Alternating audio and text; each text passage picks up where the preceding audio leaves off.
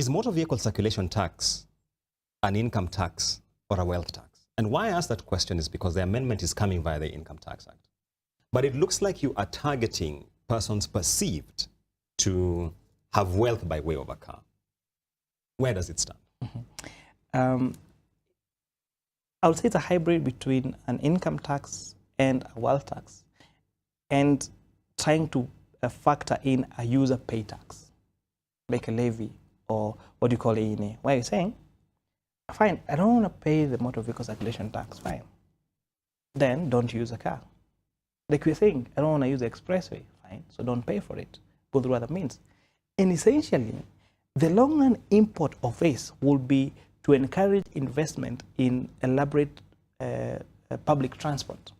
You know, if you go to economies that are slightly ahead of us, there is a very efficient and elaborate public transport.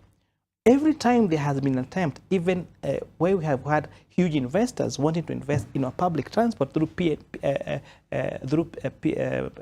private-public partnership, yeah, the feasibility studies have shown that we like to drive our cars so much that we're not able to attract serious foreign investment on our public transport. Why wouldn't we have rail transport in Nairobi City, for example?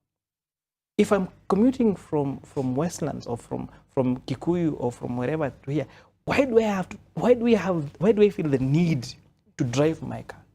Is because we do not have an elaborate public transport.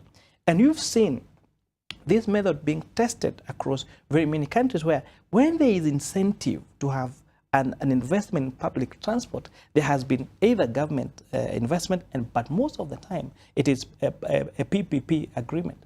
You saw a few years ago trying to have this quick lane on Thika, we're calling it the BRT. And a lot of investors had lined up to invest there. But when it was set up, then people said, there seems to be a behavioral issue in Kenya where if I sit in a matatu or I sit in a public transport, then I don't seem as bougie or as, you know, where I really want to drive my car.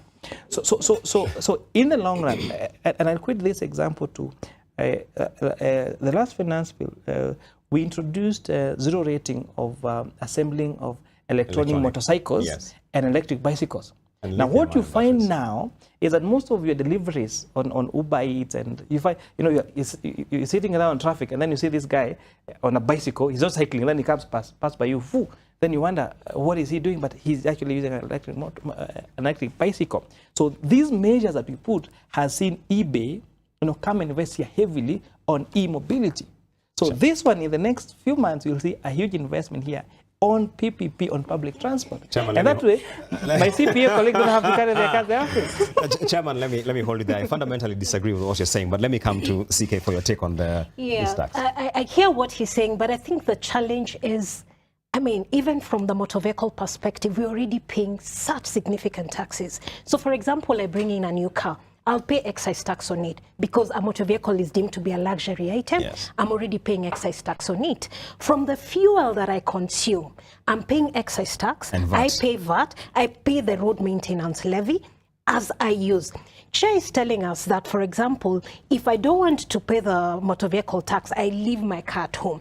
The problem is that insurance is paid mainly for a year. Yes. You get, so unlike fuel where I will say, I don't want to incur that excise tax, I won't fuel my car, I will walk to work. This other one is a bit much more difficult to actually say, I won't insure my car, and therefore I shouldn't pay. And Chair, we are looking at 2.5%. I can tell you even for the insurance premiums from a comprehensive perspective, they're at about 5%. And many Kenyans struggle to even pay that 5%.